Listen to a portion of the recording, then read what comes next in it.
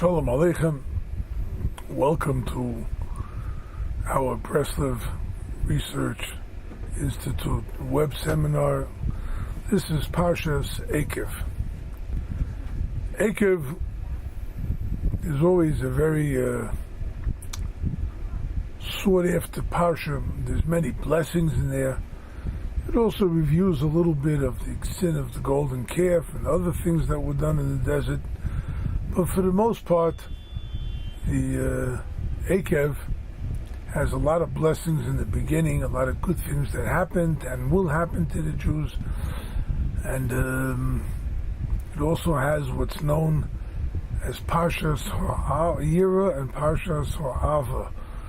In chapter 11, you have passages that talk about fearing Hashem and loving Hashem.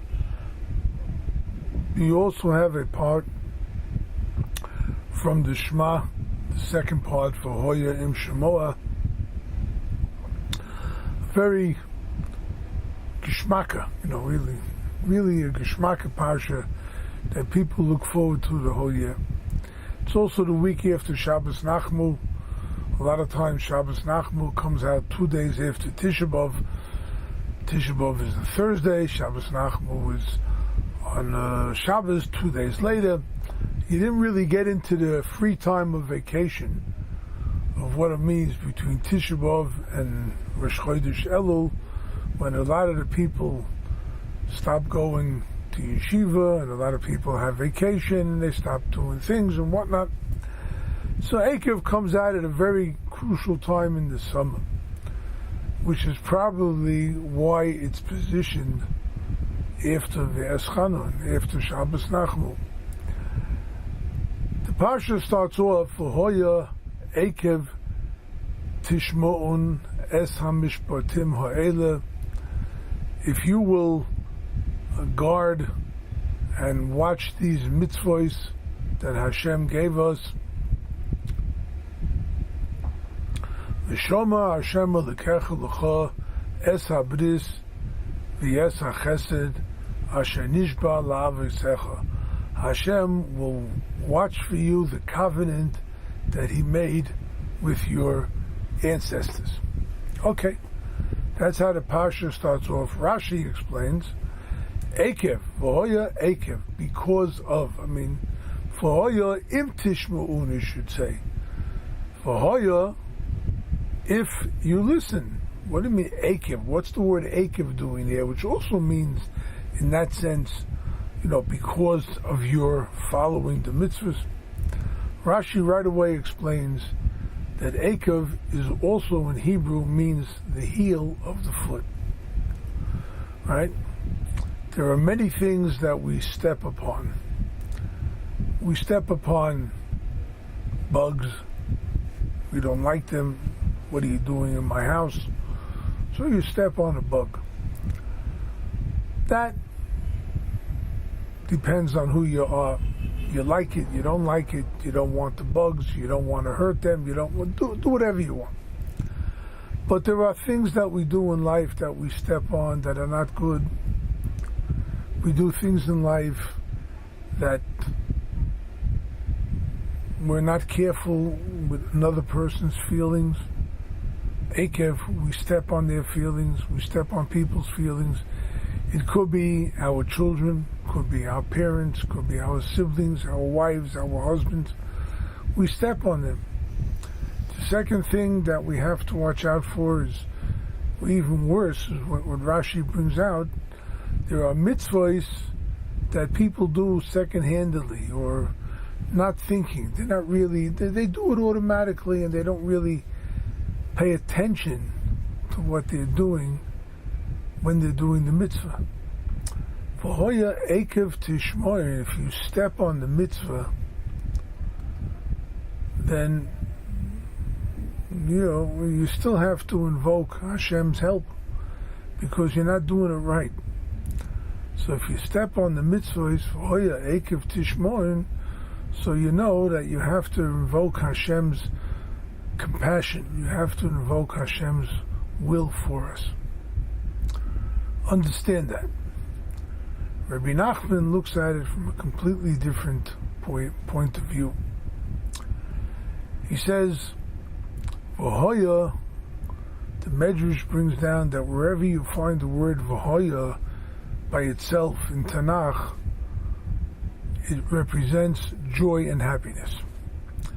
V'hoya. V'hoya bayomahu yitofu hehorim osis. It will come to pass in those days that the mountains will drip sweetness, right? On that day there will be a great shofar blown that represents the exodus from the diaspora. It represents the redemption and whatnot. Vahoya means joy. And Vahoya Eikev, if you could bring joy to yourself so that you're willing to dance, Eikev, your heels will be picked up. You know, when you're in a good mood, you kind of jump and skip like a little child. You know, it's great. You'll jump around, hopscotch, or whatever it is you'll do. We're having a great time. If you could bring the joy that you have in life down to your feet, to the point where you're skipping and you're jumping and you're happy with your life, then if you can get your feet to feel that joy, then V'shama Hashem Elokecha Lecha es habris. Then Hashem will guard for you the covenant. The covenant is the one that God made with the patriarchs, that He will redeem us, He will keep us as a special nation. And as Rebbe Nachman explains in the lesson, it's lesson 169 in the Likutei Moharan, he says,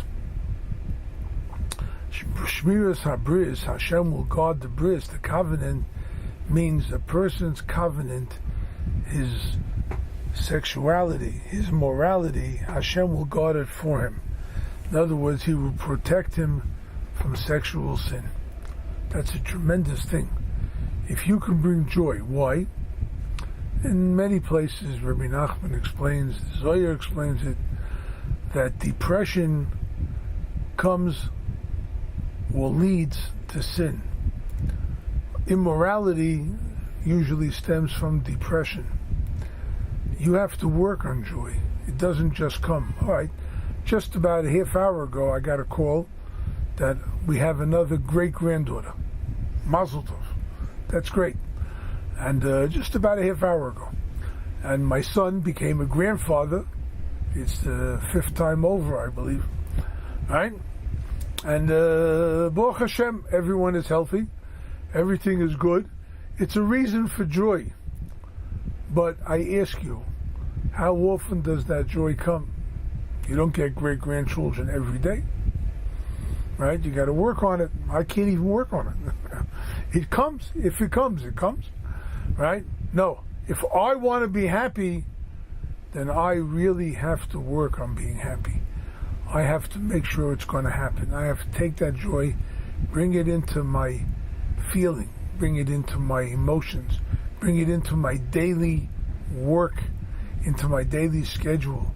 If I do that, then Hashem will guard me from immorality. Then Hashem will guard me from things that are wrong, things that are not proper. And Be'ezah Hashem, God willing, will have a life and will be able to really feel good. So may Hashem bless us that we have a good attitude. We take our attitude and we turn it to joy. And we really work on it. And the joy of being a Jew, the joy of being thankful to Hashem, who I am, what I can do, what my position in life is, all this is just great. Thank Hashem for what I am. Thank Hashem for every bit of charity I gave. I helped somebody else. Right? I helped build another life. These are things that we have to be happy about. And God willing, we do that, we'll be able to change our lives for the better.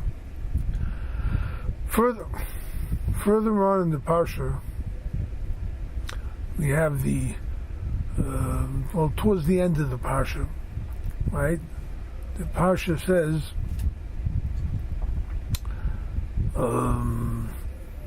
Hashem will give us Ad Hayom Ha'acharon. The land will be ours until the Yam Ha'acharon, until the western. Moshe Rabbeinu was looking at the land from the eastern end, and he was able to see the western end, the Mediterranean Sea. So that's Hayom Ha'acharon, the last sea. In other words, what Moshe Rabbeinu could see would be the west of Eretz Yisrael. Rashi, the Midrashim explain, the Yom is like the word Yom, day. Until that last day, Moshe Rabbeinu was able to see until the very last day what will happen in the land of Israel, and all the problems that we will encounter, and all the difficulties. And we've been encountering difficulties all the time, but yet know that Moshe Rabbeinu was able to see beyond what we see. We see a Middle East filled with problems, filled with difficulties. Moshe Rabbeinu was able to see, yes, there are difficulties, but know that there is something beyond. There is a day that's coming, God willing, Moshiach. These are the weeks after Tisha B'Av. These are the weeks after the destruction. Moshiach himself was born on Tisha B'Av, and so therefore, what we're looking forward to now with Parshat Eikev is that final day, the day of the redemption, the day Moshiach comes, when all will be good, all will have good health, all will have parnasa, full livelihood, and everything will be good in our lives. Amen.